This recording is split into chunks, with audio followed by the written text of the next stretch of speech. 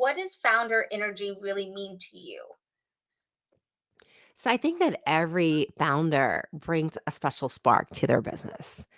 And it's interesting because a lot of times businesses will take on that energy and that personality of the founder. I look at Chick-fil-A, and as you get your order, they say my pleasure, right?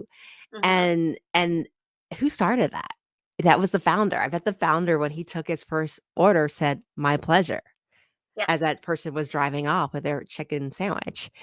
And our companies take on that, so when you have an owner that walks into the room and he smiles at whoever's there, whether it's a front desk secretary or a maintenance man or even an executive, what happens is that that personality of that company is we talk to each other, we smile at each other, and I feel seen and I feel heard, and I'm going to make my clients feel that way. And so that is very important, just thinking about as owners of businesses, as founders, what is the outcome that we want our customers to feel? How do we want our team to interact? Do we want to have an environment where it's cutthroat, where our team is competing against each other, or do we want a team of camaraderie? And if I'm building a team of camaraderie, I know at one point, in our accounting firm, we used to play like volleyball, indoor volleyball together right in the office space. And we would Yeah. just see how many taps can we do and how long can we keep this ball in the air, and had nothing to do with accounting, but it had everything to do with working together to keep that ball in the air. And when we started out, we probably got like 10 taps in the air and that was it. But at the end, we were like at 50 and we were just like aggressively keeping that ball in that air. But I love how you're still thinking about it, right? Like that's a story that's resonated with you. And it was a part of the culture when it wasn't even a part of the culture. And so that is, what founders create. They create that passion, the culture, and whether or not they are actually, the workers, they are the imprint is what I would like to say. So yeah, the founder's energy, it needs to be big and it needs to exude even on the hard days. And that's what I was thinking that you were going to talk about. And it has And to be then intentional too. We have yeah, to know what it's going to be and the impact it's going to be and what we want to drive it, because I think so many of us don't think about the energy that we want our team to have.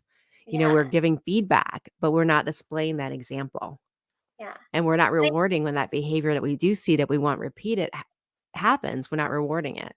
right. And I think a lot of your the way that you speak, everything that you do is intentional. It's profit first is intentional, right? Making sure that the scarcity illusion is there, but the mindset of abundance is there as well for business owners, which is intentional. It's like everything that you have exuded is to be intentional into your life in order to run a profitable business if that is exactly what you want to do. And I think one of the biggest takeaways in the words that you wrote were high revenue doesn't necessarily equate to high profitability.